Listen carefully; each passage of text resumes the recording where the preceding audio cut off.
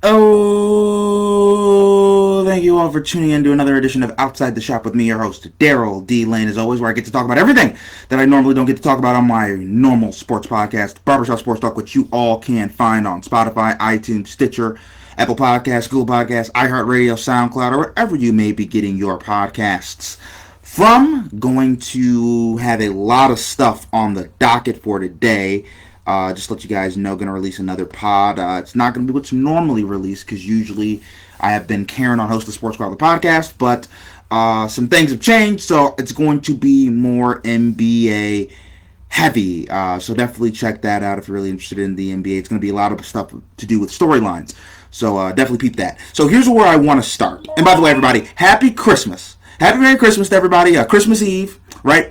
Christmas morning will be tomorrow. I hope you guys are all having a fun, happy time with your family during these crazy times we seem to live in.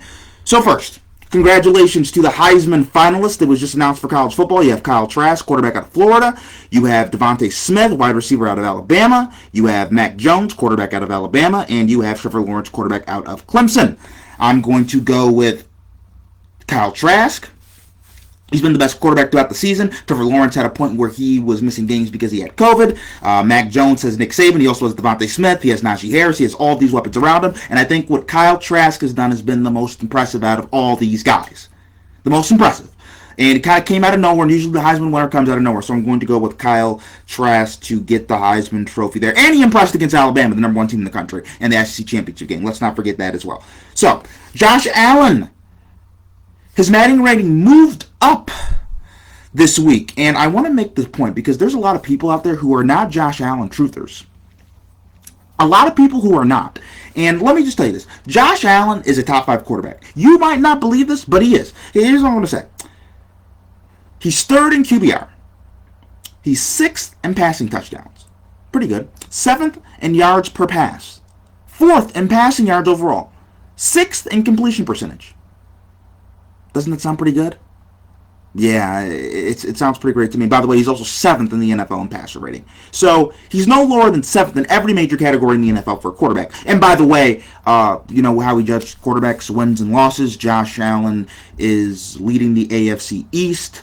He also is the 2nd seed in the AFC behind the Kansas City Chiefs, and the Bills have been one of the surprise teams of the NFL. And we look at this, right? Not only should we judge you on stats, how are you accumulating? They're throwing it deep, right? There's not just check down Charlie. He's having to make plays on the run. There's times where he's having to make plays with like 3 guys on him. He's scrambling, he's throwing long touchdown passes. Josh Allen has been a playmaker. There is a lot expected of him, and he has given a lot. So I'm going to give you my top 5 quarterbacks. Patrick Mahomes, no debate there. 2, Aaron Rodgers. 3, Russell Wilson. 4, I'll give you Deshaun Watson. 5, Josh Allen. Josh Allen right now, this whole year, he has been better than Tom Brady. He's been better than Drew Brees. He's been better than Ben Roethlisberger. He's been better than Ryan Tannehill. He's been better than Jimmy Garoppolo. Been better than Jared Goff. All these other quarterbacks you want to name. Josh Allen has been better than all these dudes. That is just a simple fact of the matter. So put some respect on that man's name. So LeBron James says he's ready to go for tomorrow's matchup against the Dallas Mavericks for the Christmas Day NBA lineup primetime game. I guess he rolled his ankle against the Clippers, and there was some debate whether he would play or not. I think this is good for the NBA. You don't want your main star, your breadwinner, your cash cow LeBron not playing on your biggest day for your league. You do not want that, right? Like Major League Baseball, they own 4th of July in terms of holidays.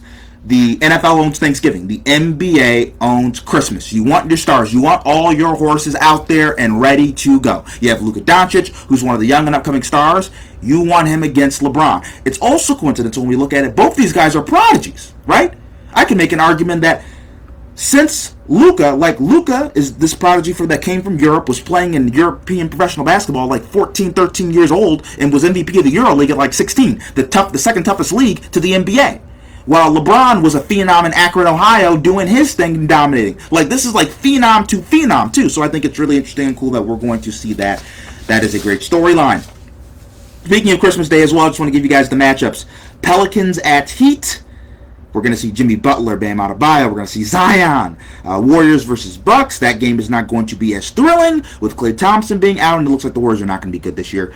Nets versus Celtics. I'm really interested because this could be a potential Eastern Conference Finals matchup. We just saw what Jason Tatum did, ascending, shooting a shot over Giannis Antetokounmpo in the Milwaukee Bucks last week, right?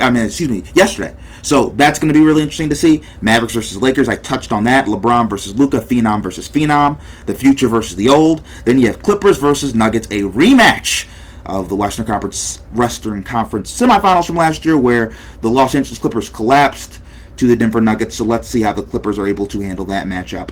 And we have this. So James Harden, as I said last show on Outside the Shop, he was fined $50K and he was not allowed to play. And the Houston Rockets were not allowed to play their game yesterday, I believe, against the Oklahoma City Thunder. If he keeps getting negative tests, he should be allowed to play Sunday against the Blazers. So that is good news. Though I do think the Rockets need to get rid of James Harden sooner than later. I'm not saying that James Harden is the whole reason why the game was canceled, but John Wall, DeMarcus Cousins had some COVID issues. Some other people had some COVID issues. They didn't have 8, and I think that's the amount you need to suit up for an NBA game. So the fact that all that didn't happen, and you have James Harden, your star player, looks like he's out, he's not following the guidelines, you got to get rid of that. That's not good for your team. That's not good for the health of your franchise at all. Particularly because the fact that since there's not going to probably be fans in the stands in these arenas, a lot of this is TV money. If you're not playing this game, you're missing out on that TV money. I think that's also what you have to look at. Like, he just cost his owner a lot of money, right? Like I just think they need to realize that. Like, ad revenue, all that stuff. Like, when you put it on TV, like, stuff costs money. And lastly, Patriots QB coach Jedd Fisch is going to replace Kevin Sumlin as the new head coach of Arizona. My good friend Ben Karen, host of the Sports Gobbler podcast, always has something bad to say and negative to say about Kevin Sumlin. Well, Ben, here's what I'm going to tell you, and this is to you, my guy. Are we sure Jedd Fisch is the guy? He's the quarterback coach? Cam Newton's been playing the worst quarterback play of his career, 5 touchdowns, 10 interceptions. Are we sure that's the guy that's going to bring back Arizona? That's the guy? We know there's not a history of success or track record with Bill Belichick proteges coming from the New England tree. Right? So I don't know why Arizona is doing this. Does not make sense to me, and I'm not really a fan of the hire. Now, that's all we have for this edition of Outside the Shop with me, your host, Daryl D. Lane. I will upload this on YouTube. Definitely subscribe to the channel. If you type in Daryl Lane, you can find me. So subscribe to that. Also, if you want to check out my regular sports podcast, Barbershop Sports Talk, you can check that out on Spotify, iTunes, Stitcher, Apple Podcasts, Google Podcasts, iHeartRadio, SoundCloud, all your podcasting apps and platforms.